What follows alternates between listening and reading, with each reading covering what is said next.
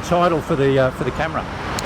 Andy Bernal, Vibe Manager, Central Coast Mariners.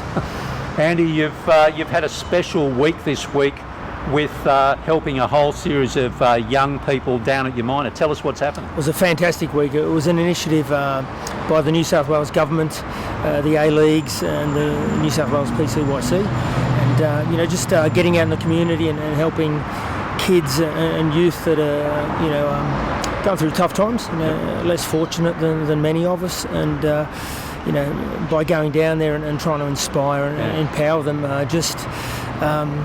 trying to change lives in a positive way. I really enjoyed it.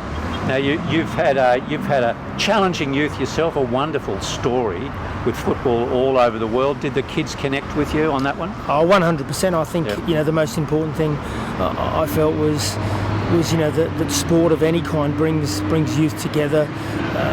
It was kind of lucky in a way. I'd worked with the Australian boxing team prior to the London Olympics, and so we had a boxing day down at Umina PCYC, and I felt comfortable. The kids felt comfortable, and they were fantastic. Any negativity that they were carrying in their lives, was left at the door, and we had fun. We had a laugh, and the most important thing is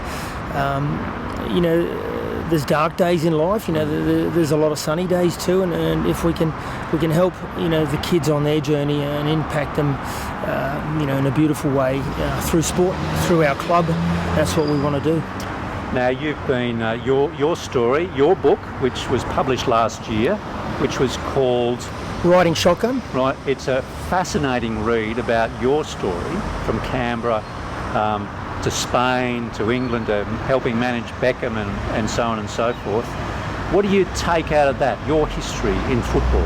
Look, I think it's one of a pioneer, a football pioneer, a football trailblazer. One of the first Australians to play overseas in Europe and in England and on big stages around the world. But I also take the fact that after football there were some dark days, and I've come out the other end. And resilience is a character trait that I suppose I've been told I have in abundance, and that's what I try to instill in these young kids that are going through hard times, and there's always light at the end of the tunnel. Fantastic. And you're on staff now at the Mariners, so your new owner, Rich Peel, has brought you on, and they've given you a title, a rather interesting title. What do they call you? Well, at first I thought it was a bit of a joke, but Monty's dubbed me the Vibe Manager. So, the Vibe Manager. So my wife and I started Googling it, and it's actually a thing. And I know some of the big companies around the world have embraced it and have Vibe Managers, and Monty reckons I'm the first Vibe Manager in global football, so there you go. What I do is a multitude of many things, but I try and make sure that not only for myself but for all the staff and all the players and everybody associated with the Central Coast Mariners, I want it to be a place where we go in and we're happy to go in, and we're happy to work hard, not only for our success but to bring people of the community to this stadium and to change their lives through joy and happiness of football. What do you think the prospects of the Mariners are going forward with the team that you've got together now? Oh, look, we've put together a fantastic coaching staff that includes the sports science team. Monty, for me, is a world-class manager. He's a wonderful man, a good soul. I've been under and been around some of the best managers in the world, and Monty is of that ilk.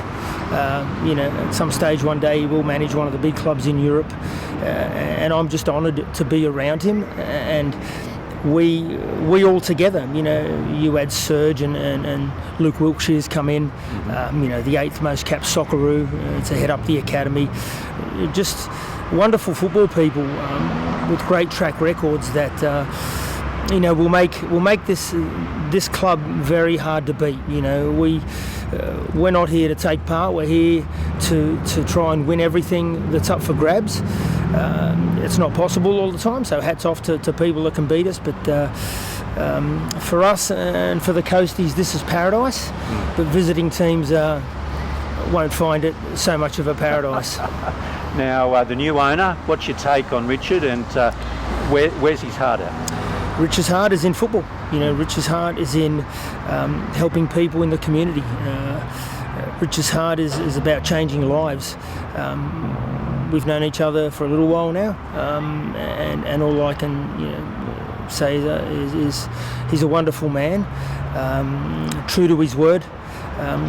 He wants this stadium to be full. He wants the people of this area to be proud of a wonderful football team, and we will leave no stone unturned in trying to do that, and trying to bring success to the community in every way. Well, fantastic. Look, thanks for speaking with Central Coast Newspapers. I think we're going to be back and we're going to interview you with a bit more of your amazing story. Thank you. Really appreciate it.